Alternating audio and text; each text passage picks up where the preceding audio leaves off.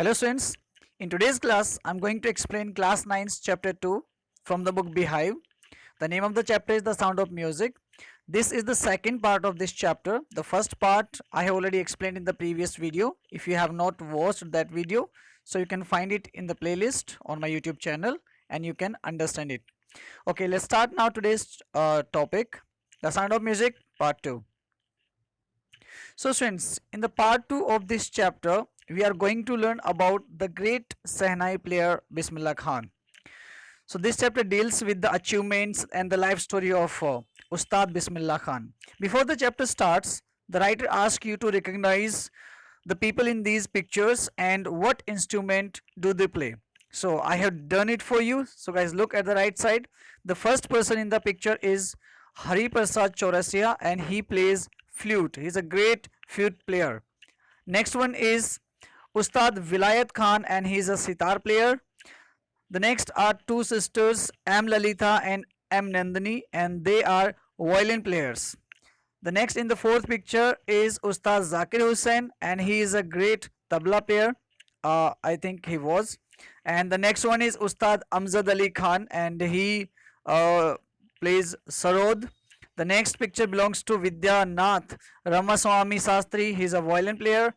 And the next picture, second last picture, is of Ustad Sultan Khan who played sarangi. And the last picture belongs to Ustad Bismillah Khan, who is a great Sehnai player, who was a great Sehnai player. Actually, he has died in 2006. So these are the people in these pictures. And now, before the chapter starts, there are few lines written. Think of the Shehnai and the first thing you will probably imagine is a wedding or a similar occasion or function. The next would probably be Ustad Bismillah Khan, the Shehnai maestro playing this instrument. So writer says that अगर आप शहनाई के बारे में सोचते हो तो दो चीज़ें आपके माइंड में आती है. पहली या तो कोई शादी या इसी तरह का फंक्शन और दूसरा उस्ताद बिस्मिल्लाह खान आपको याद आएंगे. ठीक है. Why? Because he was a great Shehnai player. So now let's read what is the story in this chapter. Emperor Aurangzeb banned the playing of a musical instrument called pungi in the royal residence, for it had a shrill, unpleasant sound. So the chapter starts with a story that at the time of Mughaliya emperor, ठीक है, you can say at the time of Mughaliya rule, जब भारत में मुगल साम्राज्य था उस समय जब औरंगजेब भारत के सम्राट थे, उन्होंने अपने दरबार में अपने रॉयल रेजिडेंस में एक जो इंस्ट्रूमेंट होता है pungi which is an Indian instrument उसको प्ले करने पर बैन लगा दिया, क्योंकि औरंगजेब के अकॉर्डिंग इसका जो साउंड था वो श्रिल था. You can see the shrill means sharp and noisy sound. ठीक है, बहुत ही तीखा और शोर करने वाला साउंड पुंगी का उन्हें लगता था, इसलिए उन्होंने पुंगी को बैन कर दिया रॉयल रेजिडेंस में बजाने के लिए. ठीक है. Pungi became the generic name for reeded noise makers. See, generic name मतलब होता है a name given to a class or group as a whole, and reeded you can see in the right side wind instrument which have reeds like the flute, the clarinet, etc. It means ये होता है कि जो पुंगी है अब वो एक common name बन गया उन सभी इंस्ट्रूमेंट्स के लिए जो है एक अनप्लीजेंट साउंड निकालते हैं. मीन्स अगर कोई भी इंस्ट्रूमेंट बेकार साउंड निकालता तो लोग पीपल वुड कॉल इट पुंगी. ठीक है, बदनाम हो गई पुंगी एक तरह से. Few had thought that it would one day B revived. See the meaning of revive. Okay, revive means होता है रिस्टोर टू लाइफ, मतलब वापस से उसको जीवित कर देना, वापस से उसको उसकी इंपॉर्टेंस दिला देना. That is called revive. So बहुत ही कम लोगों ने सोचा था कि पुंगी जो है फिर कभी अपनी इंपॉर्टेंस वापस पा सकेगी. A barber of a family of professional musicians who had access to the royal place decided to improve the tonal quality of the pungi. Now see access होता है अप्रोच और एंटर. मतलब अब क्या होता है वहां पर उन्हीं के दरबार में एक नाई था बार्बर जिसका जो फैमिली था वो प्रोफेशनल म्यूजिशियन थे. ठीक है, अब उस बार्बर ने ये डिसाइड किया, ये बीड़ा उठाया कि वो इस पुंगी की जो टोनल क्वालिटी है, जो ट्यून क्वालिटी है उसको इम्प्रूव करेंगे. ठीक है, अब इसके लिए उन्होंने क्या किया, he chose a pipe with a natural hollow stem that was longer and broader than the pungi. अब उन्होंने एक पाइप लिया जो होलो था, मतलब होलो मीन्स क्या होता है, हैविंग एम्प्टी स्पेस इनसाइड, मतलब अंदर से बिल्कुल खाली. तो एक पाइप लिया जो अंदर से खोखला था और ये पुंगी के पाइप से बड़ा था, चौड़ा था। And made 7 holes on the body of pipe, उस पाइप के ऊपर उन्होंने 7 होल्स बना दिए उसने। When he played on it, जब उसने इसको बजाया, closing and opening some of these holes, इन होल्स में से कुछ होल्स को बंद कर या कुछ को खोला with the help of fingers. जब इस तरह से उसने इसको बजाया, soft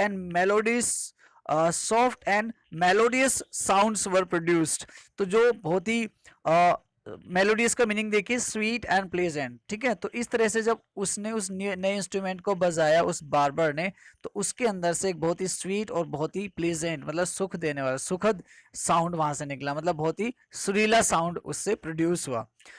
now he played the instrument before royalty and everyone was impressed. अब उस न्यू इंस्ट्रूमेंट को रॉयल कोर्ट में लाके उसने रॉयल्टीज, मतलब जो भी राज घराने के लोग थे उनके सामने उसको प्ले किया।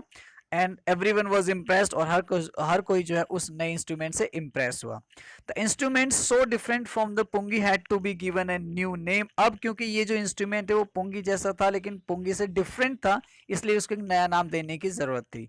As the story goes, since it was first played in the Shah's chambers and was played by a nai, the instrument was named the shehnai. So अब ये कहा जाता है, ऐसा माना जाता है कि क्योंकि ये शाहबाज शाह यानी कि शाह के चैम्बर में, शाह के रॉयल कोर्ट में सबसे पहले प्ले किया गया था ये इंस्ट्रूमेंट, और ये एक नाई के द्वारा प्ले किया गया था, दोनों नामों को जोड़ दिया गया, शाह प्लस नाई, तो इट वाज कॉल्ड शहनाई। सो इस तरह से पुंगी को एक नया नाम मिला, that is shehnai.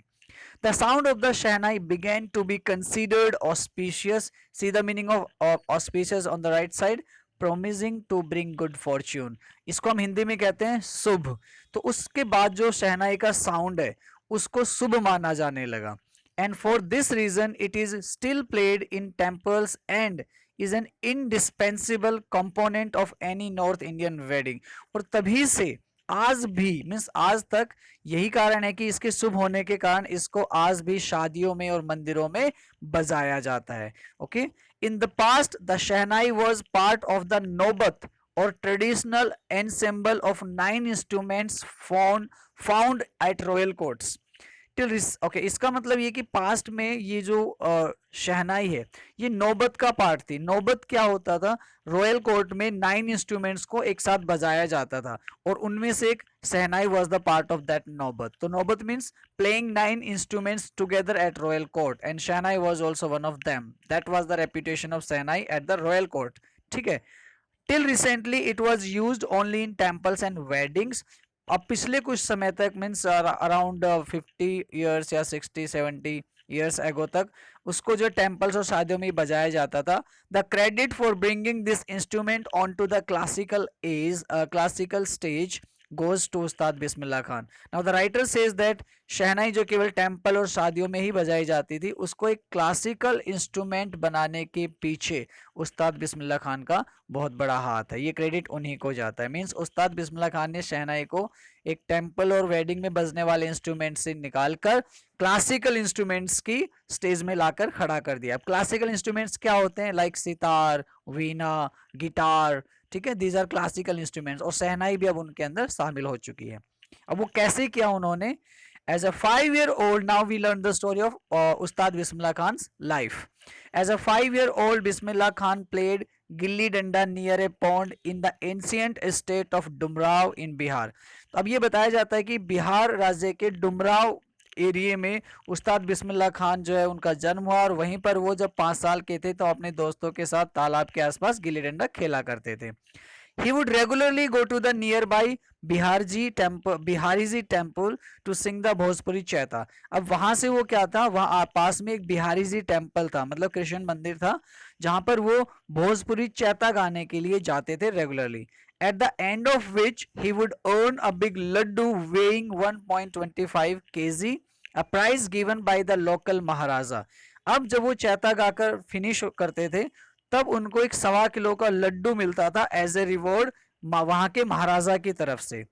This happened 80 years ago। ये जो उनको अवार्ड मिलता था, ये जो गाते थे, ये सब 80 साल पहले की बात है। देखिए ये जो चैप्टर जब लिखा गया था, at that time Bismillah Khan was alive, okay, और ये उस टाइम के अकॉर्डिंग राइटर कह रहा है कि 80 साल पहले, ठीक है। ये घटना हुई थी।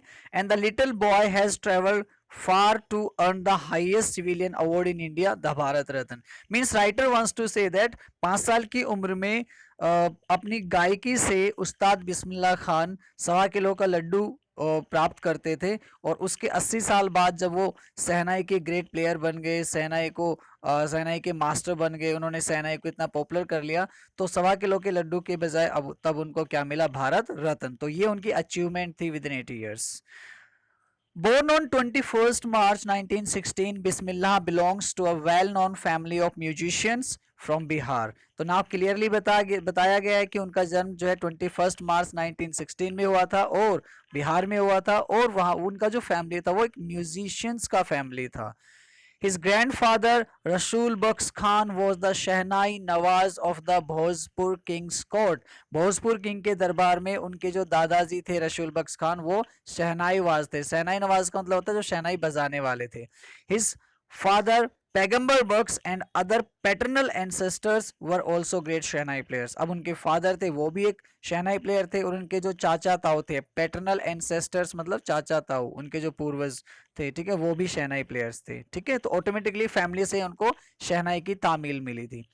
The young boy took to music early in life, means जो बिस्मिल्लाह खान है वो जो है अपनी लाइफ में जल्दी ही म्यूजिक जो है सीखना उन्होंने शुरू कर दिया। At the age of 3 when his mother took him to his maternal uncle's house in Banaras, which is now Varanasi, Bismillah was fascinated watching his uncles practicing the Shahnai. So now the writer tells us that जब बिस्मिल्लाह खान 3 साल के थे तब उनकी mother उनको जो है बनारस लेके गई। बनारस कहाँ पर है, यूपी में, ठीक है, जहाँ पर उस्ताद बिस्मिल्लाह खान के मामा थे वहां पर, और वहां पर वो अपने जो है मामाओं को वो शहनाई बजाते हुए देखते तो फैसिनेट हो जाते थे। फैसिनेट मतलब बहुत ही अट्रैक्टेड, बहुत ही इंटरेस्टेड हो जाते थे। Soon Bismillah started accompanying his uncle Ali Bux to the Vishnu temple of Banaras, where Bux was employed to play the शहनाई। अब जल्दी बिस्मिल्लाह खान अपने जो है मामा जी के साथ जो है वहाँ के विष्णु टेम्पल में जाने लगे। विष्णु टेम्पल में अली बख्श जो उनके मामा जी थे वो डिप्लॉयड थे, मतलब उनकी ड्यूटी लगी हुई थी वहाँ पर शहनाई बजाने की। Ali Bux would play the Shahnai and Bismillah would sit captivated for hours on end. जो अली बख्श उनके मामा थे वो वहां पर शहनाई बजाते उस टेम्पल में, और बिस्मिल्लाह खान वहां पर कैप्टिवेटेड होकर बैठे रहते। कैप्टिवेटेड मतलब मंत्रमुग्ध होकर बैठे रहते, उस शहनाई को सुनते रहते, उसमें मग्न होकर बैठे रहते। What happens next now? Ali Bux, slowly he started getting lessons in playing the instrument and would sit practicing throughout the day. जल्दी ही उन्होंने भी शहनाई सीखने के लेसन्स लेने स्टार्ट कर दिए, और वो जो है इतने इंटरेस्टेड हुए उसमें कि वो पूरे दिन, through out the day means पूरे दिन प्रैक्टिस करते रहते थे। For years to come, the temple of Balaji and Mangal Maiya and the banks of the Ganga became the young apprentice's favorite haunts where he could practice in solitude. अब यहाँ पर ये बताया गया था कि आने वाले सालों में वो जो वहां पर जो 2 टेम्पल थे, बालाजी टेम्पल और मंगल मैया टेम्पल, और वो गंगा का किनारा, इस यंग अप्रेंटिस, अप्रेंटिस होता है सीखने वाला, जो सीख रहा हो, उस टाइम पर उस्ताद बिस्मिल्लाह खान शहनाई बजाना सीख रहे थे। तो अब राइटर कहता है कि वो जो बालाजी टेम्पल है, मंगल मैया का मंदिर है, गंगा का किनारा है, यही इस नौजवान सीखने वाले के लिए जो है सबसे फेवरेट जगह बन गई। फेवरेट हॉन्ट मतलब फेवरेट जगह, जहां पर वो सोलिट्यूड यानी कि एकांत में बैठकर पूरे दिन प्रैक्टिस करते रहते थे। The flowing waters of the Ganga inspired him to improvise and invent ragas that were earlier considered to be beyond the range of the Shehnai.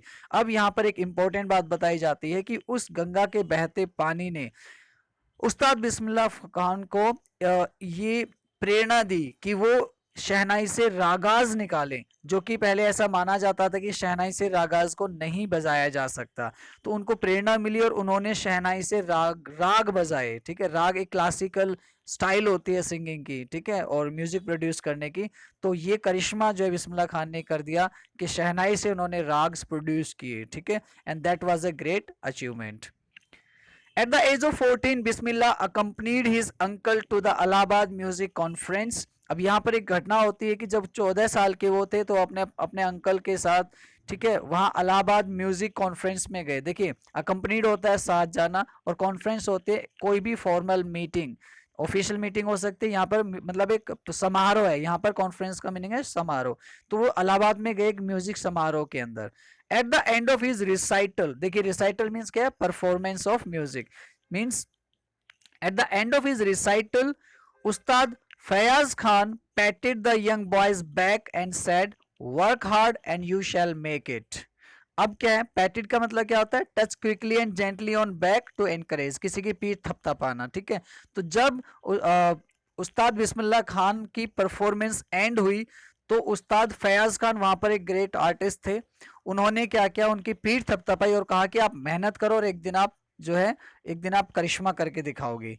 With the opening of the All India Radio in Lucknow in 1938, जब लखनऊ में 1938 में All India Radio का station खुला वहां पर, came Bismillah Khan's big break, he soon became an often heard shehnai player on radio. तो 1938 में जब ऑल इंडिया रेडियो का स्टेशन लखनऊ में खुला तो वहां पर उस्ताद बिस्मिल्लाह खान को एक बड़ा ब्रेक मिला, क्योंकि उन्हें रेडियो पर इनवाइट किया गया कि वो रेडियो पर अपनी शहनाई बजाए. तो आपको पता है रेडियो शोज 1 घंटे के, आधे घंटे के होते थे, अभी भी होते हैं, लाइक रेड एफएम, रेडियो मिर्ची आप लोग सुनते होंगे. तो वहां पर उनको मौका मिला पुराने टाइम में, ठीक है, 1938 में वो रेगुलरली अब रेडियो पर आने लगे, शहनाई बजाने लगे. तो इससे क्या हुआ, actually he became very popular among the common people. जो कॉमन लोग हैं उनको जानने लगे, म्यूजिशियंस जो लोग हैं वो उनको पहचानने लगे, तो इससे वो बहुत ज्यादा पॉपुलर हो गए. When India gained independence on 15th August 1947, Bismillah Khan became the first Indian to greet the nation with his शहनाई. अब ये जब 15 अगस्त 1947 में भारत आज़ाद हुआ तो बिस्मिल्लाह खान वो पहले इंसान थे जिन्होंने पूरे भारत को अपनी शहनाई की आवाज़ से स्वागत किया, वेलकम किया स्वतंत्र भारत के लोगों का. He poured his heart out into राग काफी from the Red Fort to an audience which included Pandit Jawaharlal Nehru, who later gave his famous Tryst with Destiny speech.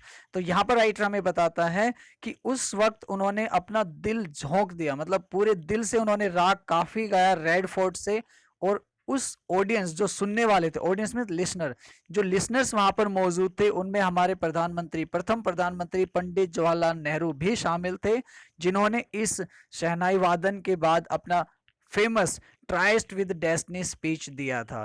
उन्होंने जो फर्स्ट स्पीच दिया था पंडित जवाहरलाल नेहरू ने इंडिपेंडेंट इंडिया का, उस speech का नाम है ट्राइस्ट विद डेस्टिनी. इसमें ट्राइस्ट का मीनिंग होता है a private and romantic meeting, and destiny का मतलब होता है भाग्य. तो पूरा मीनिंग होता है कि भाग्य से हसीन मुलाकात. ठीक है, ये उनके स्पीच का नाम है. Bismillah Khan has given many memorable performances both in India and abroad. अब राइटर जो है ये बताता है कि बिस्मिल्लाह खान केवल इंडिया में ही फेमस नहीं है, उन्होंने बहुत सारी यादगार प्रदर्शन परफॉर्मेंसेस दी है, केवल इंडिया में नहीं बल्कि अब्रॉड यानी कि फॉरेन में भी. अब्रॉड मीन्स क्या होता है, foreign. His first trip abroad was to Afghanistan, where King Jahir Shah was so taken in by the maestro that he gifted him priceless Persian carpets and other souvenirs. Now the writer tells us that Bismillah Khan की जो पहली विदेश यात्रा थी वो अफगानिस्तान में थी. उन्होंने किंग जाहिर शाह के सामने परफॉर्मेंस दी थी और जाहिर शाह इतने इम्प्रेस हुए उनकी परफॉर्मेंस से कि उन्होंने बहुत ही बेशकीमती जो पारसी कारपेट थे, कारपेट मीन्स लाइक मैट, वो उनको सोवनियर यानी कि यादगार के रूप में भेंट किए. सोवनियर होता है anything which is very which is given for the memory so that person can like remember someone. Okay, next one. The king of Afghanistan was not the only one to be fascinated with Bismillah's music. Film director Vijay Bhatt was so impressed after hearing Bismillah play at a festival that he named a film after the instrument called Gunj Uthi Sehnai. Now the writer tells us that केवल king जाहिर शाही नहीं थे जो उनकी music से impress हुए थे. विजय भट्ट जो फिल्म डायरेक्टर थे उन्होंने एक बार बिस्मिल्लाह खान को एक किसी फेस्टिवल में गाते हुए शहनाई बजाते हुए सुना और वो इतने इम्प्रेस हुए कि उन्होंने अपनी अगली फिल्म का नाम रख दिया गूंज उठी shehnai. The film was a hit, ये जो फिल्म है वो बहुत हिट हुई. And one of Bismillah Khan's composition दिल का खिलौना हाय टूट गया turned out to be a nationwide chartbuster. अब क्या होता है कि उस मूवी में बिस्मिल्लाह खान ने भी एक गाने में अपना म्यूजिक दिया था, शहनाई की आवाज दी थी, और उस गाना का नाम था दिल का खिलौना है टूट गया। और ये जो है, ठीक है, ये जो सॉन्ग है ये बहुत फेमस हुआ पूरे देश में, एक चार्ट बस्टर बन गया। Despite this huge success in the celluloid world, Bismillah Khan's ventures in film music were limited to two. अब राइटर में बताता है कि हालांकि बिस्मिल्लाह खान का जो म्यूजिक है वो बहुत फेमस हुआ सेल्यूलॉइड वर्ल्ड यानी कि बॉलीवुड के अंदर, फिल्मों के अंदर, लेकिन फिर भी उन्होंने सिर्फ 2 ही फिल्मों में काम किया। कौन कौन सी फिल्म थी वो? विजय भट्ट गूंज उठी शहनाई, उनमें से एक तो थी विजय भट्ट की गूंज उठी शहनाई नाम की फिल्म, एंड विक्रम श्रीनिवास कन्नड़ वेंचर सनादि अपन्ना, दूसरी एक कन्नड़ फिल्म थी सनादि अपन्ना जिसमें उन्होंने म्यूजिक दिया था अपनी शहनाई का। अब क्यों उन्होंने उसके बाद किसी भी फिल्म में काम क्यों नहीं किया, किसी फिल्म में म्यूजिक क्यों नहीं दिया?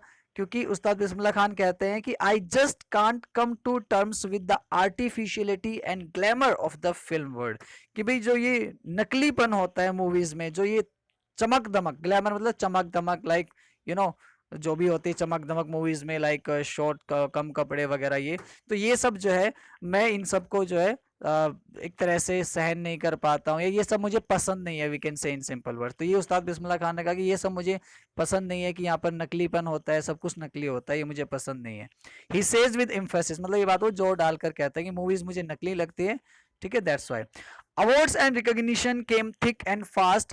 Bismillah Khan became the first Indian to be invited to perform at the prestigious Lincoln Center Hall in the United States of America. अब हमें इस पैराग्राफ में ये बताया गया कि क्या क्या अवार्ड्स इंटरनेशनली बिस्मिल्लाह खान को मिले, ठीक है।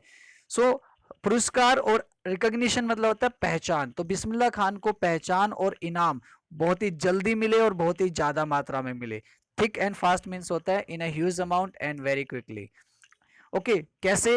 वो पहले ऐसे भारतीय मिले जिनको बहुत ही रेप्यूटेड लिंकन सेंटर हॉल जो अमेरिका में, वहां पर उनको इनवाइट किया गया शहनाई प्ले करने के लिए।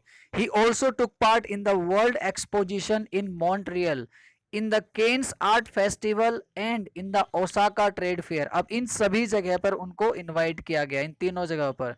So well known did he become internationally that an auditorium in Tehran was named after him, तहार ताहर मौसीकी उस्ताद बिस्मिल्लाह खान। तो वो इतने फेमस हुए इंटरनेशनली कि तेहरान में उनके नाम का एक ऑडिटोरियम जो है वो खोला गया, या एक ऑडिटोरियम का नाम उनके नाम पर रखा गया जिसका नाम है ताहर मौसीकी उस्ताद Bismillah Khan. National awards like the Padam Shri, the Padam Bhushan and the Padam Vibhushan were conferred on him. Okay, means अब हमारे देश में उनको क्या अवार्ड्स दिए गए? उनको पद्म श्री, पद्म भूषण और पद्म विभूषण सभी अवार्ड्स उनको कॉन्फर्ड यानी कि प्रदान किए गए। In 2001 Ustad Bismillah Khan was awarded India's highest civilian award the Bharat Ratna. Means 2001 में उनको भारत का सर्वश्रेष्ठ जो पुरस्कार है भारत रत्न वो उनको प्रदान किया गया। With the coveted award resting on his chest and his eyes glinting with rare happiness, he said, all I would like to say is, teach your children music. This is Hindustan's richest tradition. Even the West is now coming to learn our music. अब यहाँ पर उस moment को बताया गया जब उनको भारत रत्न प्रदान किया गया, तो बिस्मिल्लाह खान ने उसको अपने चेस्ट से लगा के रखा। उनकी आंखों में ग्लिंटिंग यानी कि एक चमक थी, एक अलग ही खुशी, हैप्पीनेस थी उनकी आंखों में, और उन्होंने उस वक्त ये शब्द कहे थे कि मैं बस इतना ही कहना चाहूंगा कि अपने बच्चों को म्यूजिक सिखाइए, क्योंकि ये हिंदुस्तान का सबसे समृद्ध ट्रेडिशन है, मीन्स सबसे समृद्ध विरासत है हमारी।